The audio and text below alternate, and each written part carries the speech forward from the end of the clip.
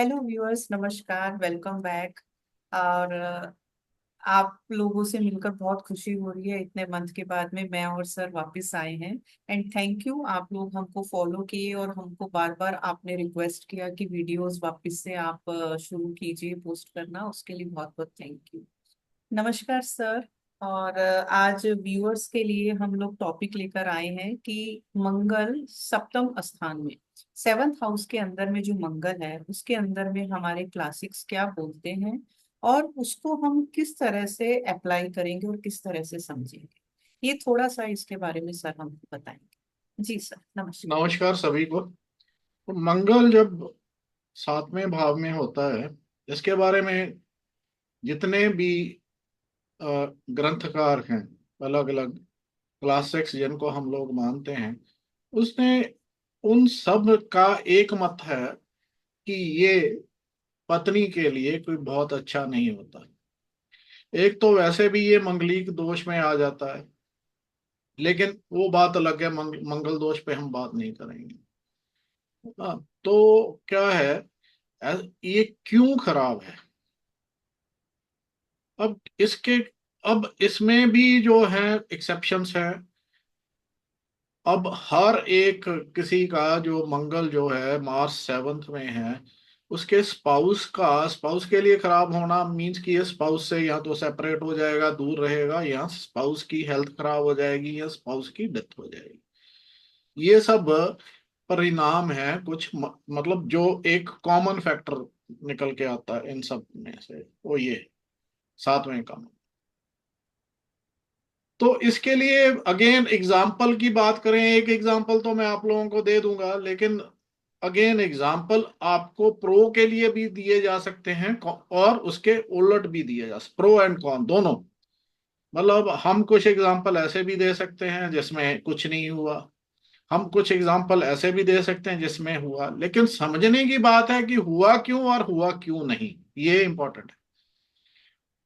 तो इसमें आप देखिए कि पहले तो इस डिक्टम के पीछे की जो है उसकी मंशा समझने की कोशिश करें।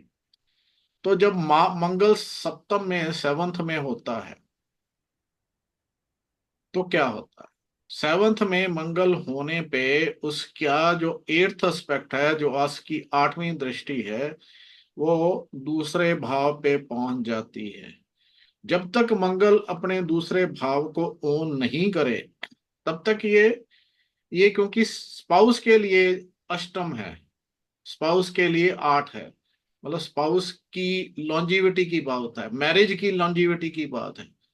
तो स्पाउस हो गया, सप्तम में हम स्पाउस को देखते हैं। और सेकंड क्या होगा, उससे आठ है, तो ये लॉन्जिविटी मैरिज की भी है, लॉन्जिविटी स्पाउस की भी है। तो मैरिज टिकेगी या नहीं टिकेगी, स्पाउस जो है बच स्पाउस पे कोई एडवर्सिटी आती है या नहीं आती, अगेन। अब मार्स अगर अगर उसके लिए अगर शत्रु है, मान लीजिए कि लग्नेश का शत्रु है,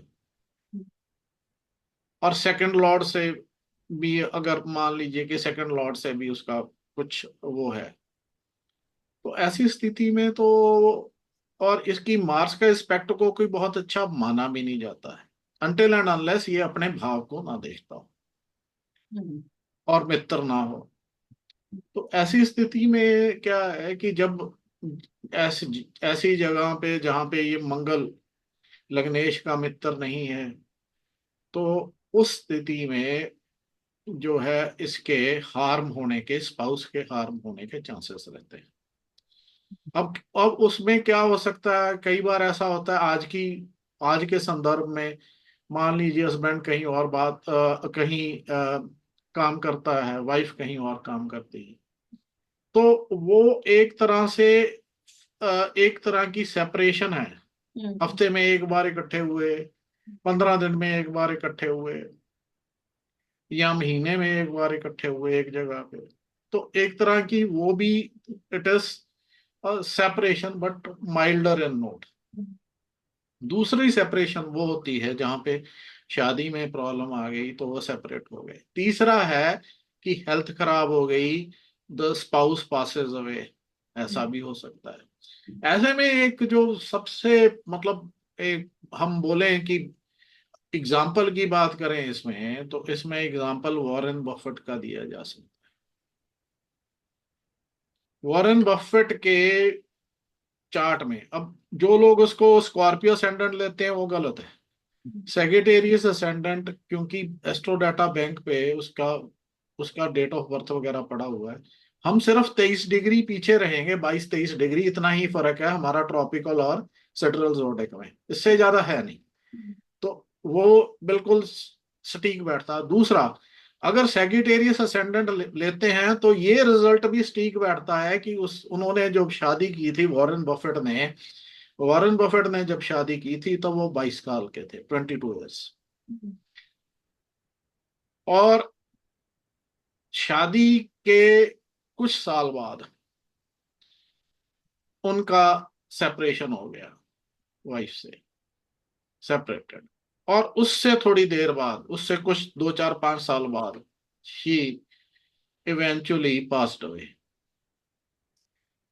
तो अगर स्कॉर्पियो को लोगे तो ऑब्वियसली जो है मार्स उनका जो है वो जेमिनी में है, तो वो तो 8th हाउस में चला जाएगा, उसका रिजल्ट वेरी हो जाएगा। तो ये वाला रिजल्ट तो आएगा नहीं। एक दूसरा जो डाटा है, जो अवेलेबल है, वो डाटा भी सेजिटेरियस असेंडेंट पे ही हिंट करता है। दूसरा, तो यहाँ एप्लीकेबल हो गया।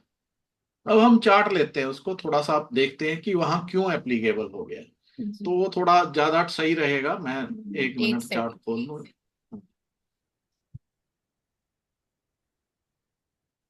थोड़ा चार्ट को ले लूँ।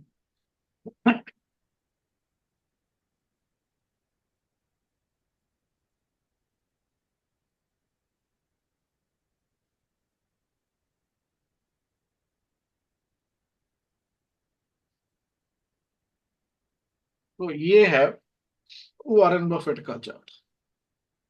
हाँ जी। अब इसमें आप देखिए कि असेंडेंट लॉर्ड के साथ, असेंडेंट लॉर्ड फ्रेंडली है टू मार्स, तो इसका उसके ऊपर एस्पेक्ट भी है, तो जुपिटर का भी है, बृहस्पति का भी है।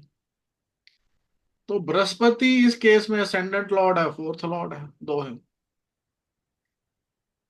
तो फाइनेंशियली तो ये ठीक हो सकता है, क्योंकि ये 10th हाउस को भी रिस्पेक्ट करेगा, ये जो मार्स है, बीइंग द 5th लॉर्ड। ठीक है। और फिर असेंडेंट लॉर्ड के साथ भी है। और तो लेकिन क्या है कि स्पाउस के लिए, अब ये सेकंड लॉर्ड से, अब देखो यहाँ पे हुआ क्या।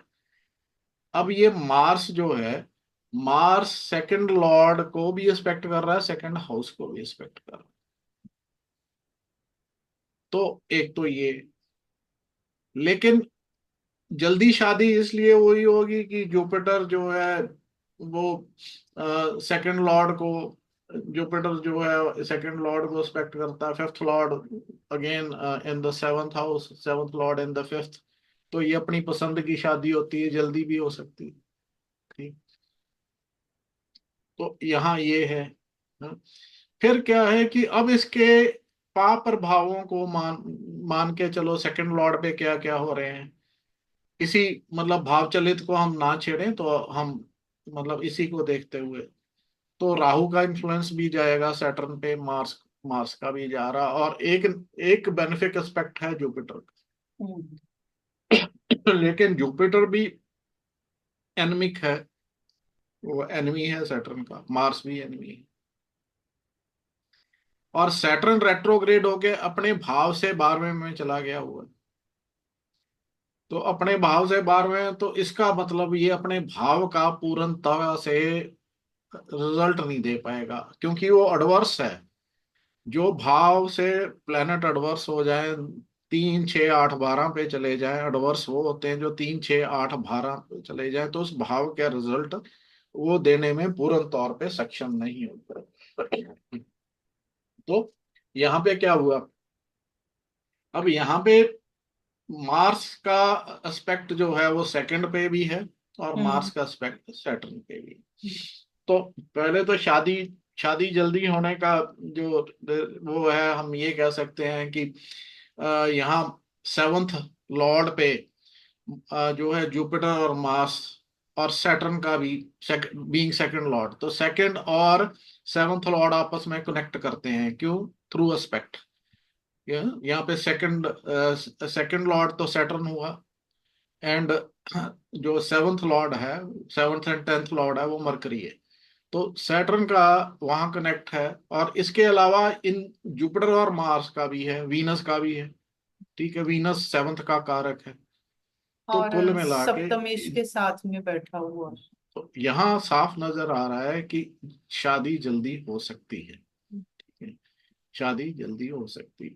तो यहाँ होगी 22nd ईयर पे उसकी शादी हुई। फिर आई थिंक फिर इनकी सेपरेशन हुई और इवेंचुअली शी पास्ड अवे, उसकी डेथ हो गई।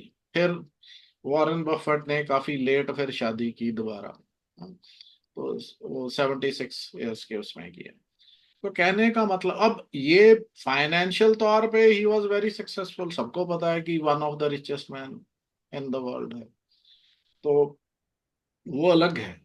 ठीक है, वहां पे मार्स कुछ और तरह चल रहा है, वो जुपिटर के एस्पेक्ट को भी लेके जा रहा है। मार्स अब अपना ये फोर्थ एस्पेक्ट वीनस और मरकरी दोनों पे लेके जा रहा है। तो वीनस तो जो है 11th लॉर्ड है यहाँ पे, 6th एंड 11th लॉर्ड। और जो है मरकरी का आपको पता ही है कि वो 7th एंड 10th लॉर्ड है।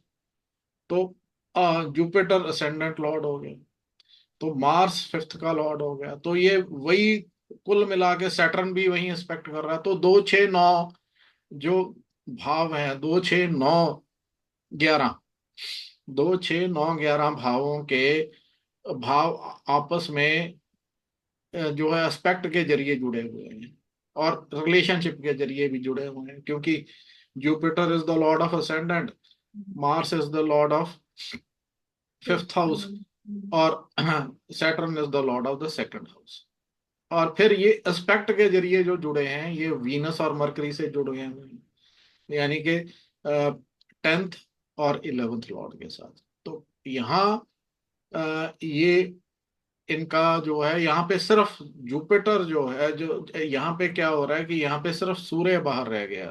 2 5 9 11 से Surya being the lord of the 9th house, तो ये इस उसमें से बाहर है। अदरवाइज यहाँ पे जो है इनके 2 5 11 के लॉर्ड्स जो हैं वो आपस में कनेक्टेड हैं। तो पैसे के पैसा का पैसा होना, और फिर जुपिटर एज अ कारक होके भी एसोसिएटेड है, असेंडेंट लॉर्ड होके भी एसोसिएटेड। तो पैसा इसलिए। तो यहाँ पे देखिए, हमने देखा कि ये यहाँ पे डिक्टम जो है 2 5 9 11 का, वो पूर्ण तौर पे एक तो ये लग रहा, दूसरा ये कि मार्स एंड सेवंथ, तो इनकी इनकी वाइफ की डेथ, सेपरेशन भी हुई, डेथ भी हुई, तो यहाँ पे लग गया। अब यही ऐसा हाँ, एक।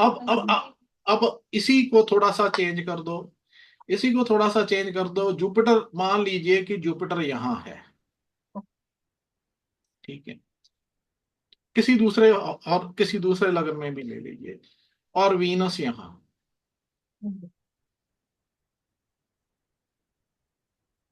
तो ऐसी स्थिति में क्या होगा कि जुपिटर का एस्पेक्ट, और जुपिटर लेट से कि वीनस जो है अच्छी प्लेसमेंट में है, एनिमी साइन में नहीं है, तो 9th में है लेट से।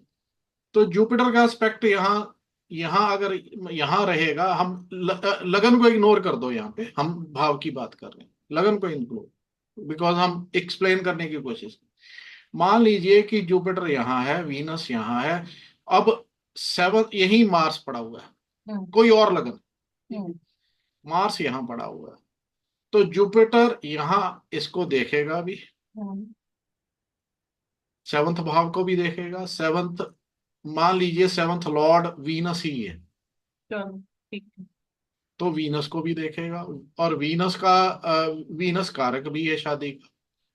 तो ऐसी स्थिति में जो है वो ना होने के चांसेस हैं। थोड़ी बहुत खटपट होगी, लेकिन जो है सेपरेशन, सेपरेशन ये इस तरह की हो सकती है कि थोड़ी देर के लिए, मतलब वो हस्बैंड की टूरिंग जॉब है, वो हफ्ते में एक बार आए, या वाइफ जो है वो कहीं और काम कर रही है, जैसे हमने पहले शुरू में डिस्कस किया था, तो ये पॉसिबल हो सकता करियर है। रिलेटेड टेम्परेरी जो है एक दूसरे हाँ, से वो थोड़ा। टेम्परेरी सेपरेशन हो हम्म। सकती है। लेकिन ये जो है मतलब इसका पूर्ण इफेक्ट जो है वो नहीं आ पाएगा। हम्म। और फिर ये भी ले लो कि लेट्स से कि Mars happens to be the lord of seventh house. चलो। हम्म। अब ठीक है, तो ऐसी स्थिति में भी जो है उसका वो रोल कम रहेगा।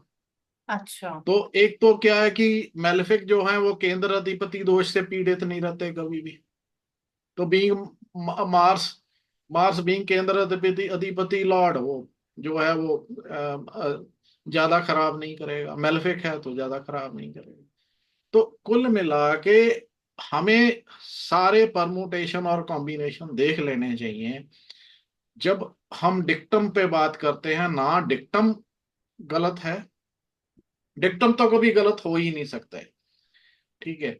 हमें पहले ये सोचना चाहिए कि अगर जो हमारे सेजेस और सावंत्स हैं उन्होंने कुछ बोला है, तो उसका कारण क्या हो सकता है, उसको पहले समझो, उसको मार्स की उस सिचुएशन को समझो। कि ये मंगलीक अलग छोड़ दो, मंगलीक इज अ डिफरेंट टॉपिक, उसको अलग छोड़ो। उसके अलावा सोचो कि क्या, क्यों ऐसा बोला है। और फिर ये होगा, लेकिन किन कंडीशंस में होगा उसका भी थोड़ा विचार करना चाहिए, और किन कंडीशंस में ये नहीं होगा उसका भी विचार करना चाहिए। तो ये मंगल के सेवंथ हाउस के बारे में ये इतनी सी बात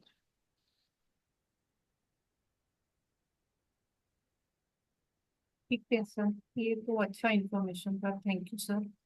और इसमें एक चीज सर मेरे को थोड़ा सा क्लैरिफाई कीजिए।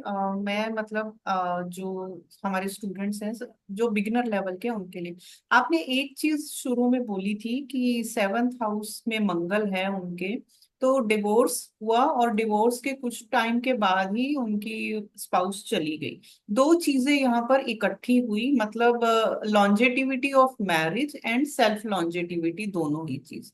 तो वो जरूरी है या एनी वन ऑफ द कोई भी एक, अगर स्पाउस चला जाता है तो automatically longevity of the marriage भी चली गई, लेकिन यहाँ पे लॉन्जिटिविटी ऑफ मैरिज भी गई और उनका भी वो भी चली गई है।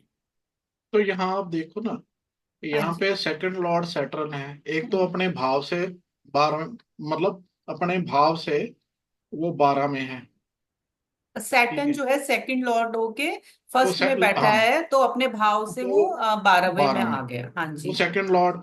अब इसके ऊपर मार्स का एस्पेक्ट है और राहु का है, दोनों का है। जी। हम्म। और बेनिफिक एस्पेक्ट सिर्फ जुपिटर का है। हाँ जी।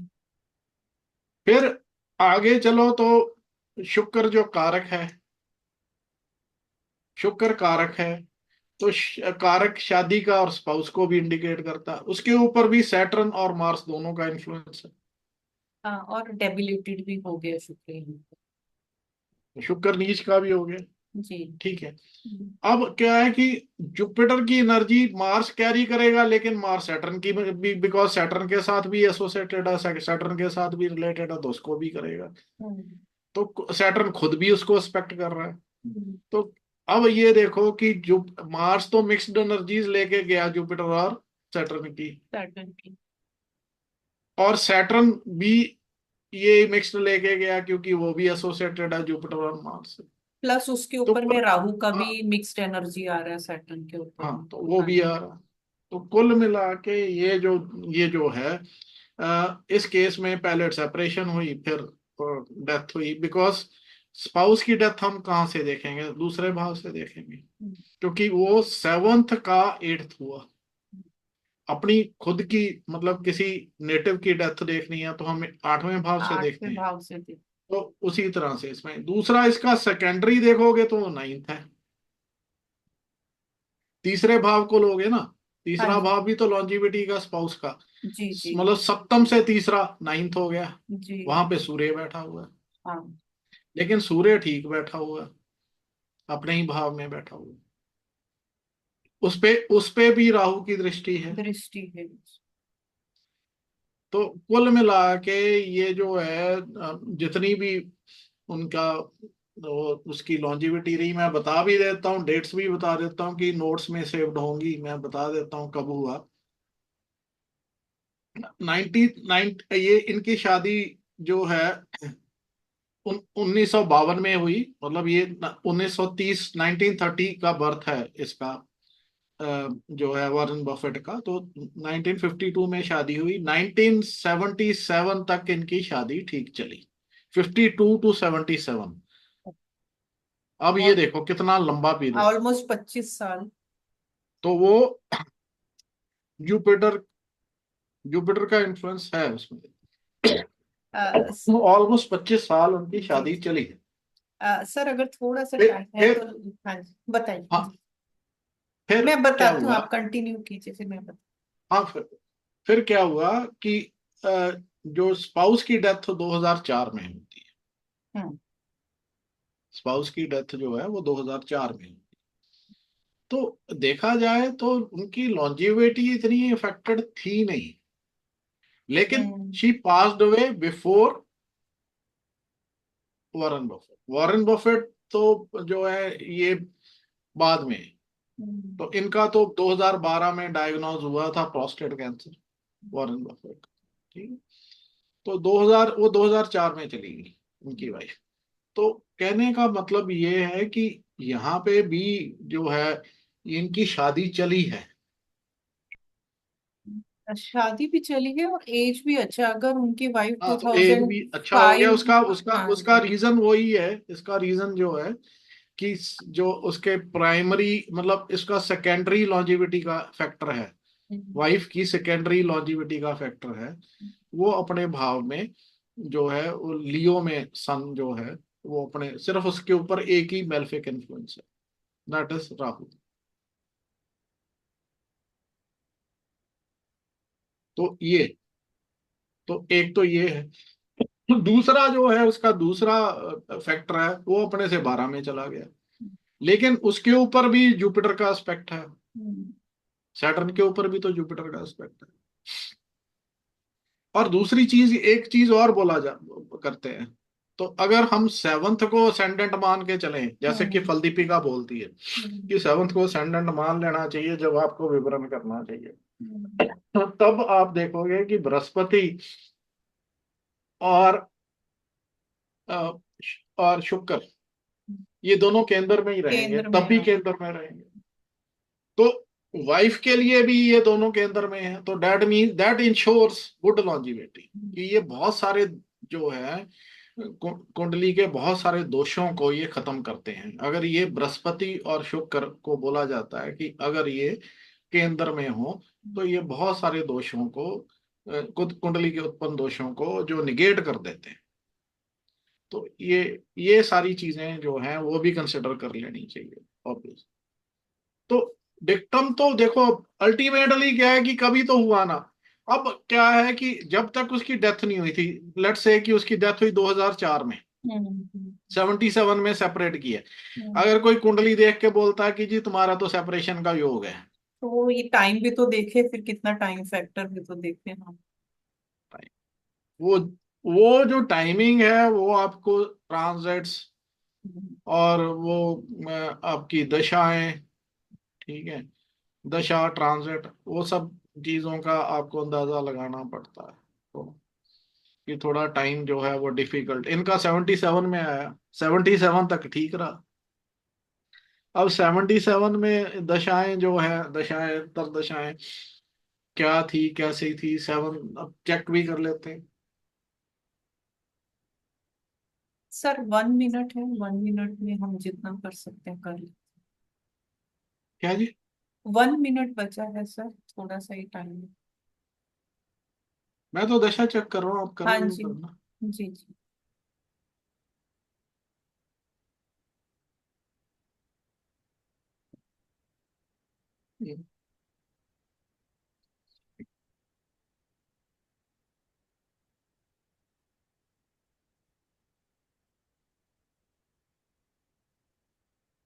केतु चल, वीनस में मरकरी में केतु। केतु भी हो सकता है, क्योंकि यहाँ पे उन्होंने डेट नहीं दी ना डेट उनकी। नहीं दी है तो। तो इसको वीनस मरकरी ही रहने देते हैं, ज्यादा आगे नहीं लेके जाए। हम्म, या तो वो केतु होगा या फिर वीनस होगा, दोनों में से कोई तो। या फिर उसके बाद सन भी हो सकता है। तो ये है। तो वीनस एंड मरकरी हैं। अब इनको अगेन चेक कर लो कि ये इसमें इसको अच्छा इफेक्ट देने वाले हैं या बुरा इफेक्ट देने, मतलब 22nd द्रेकन का लॉर्ड तो नहीं है इनमें से, वीनस और मरकरी नहीं है। तो ये ना 22nd द्रेकन है, यहाँ 64 नॉच दोनों का नहीं। तो वीनस जो है वो यहाँ पे देखो तो it is the 6th lord and the 11th lord. हम्म, ठीक है।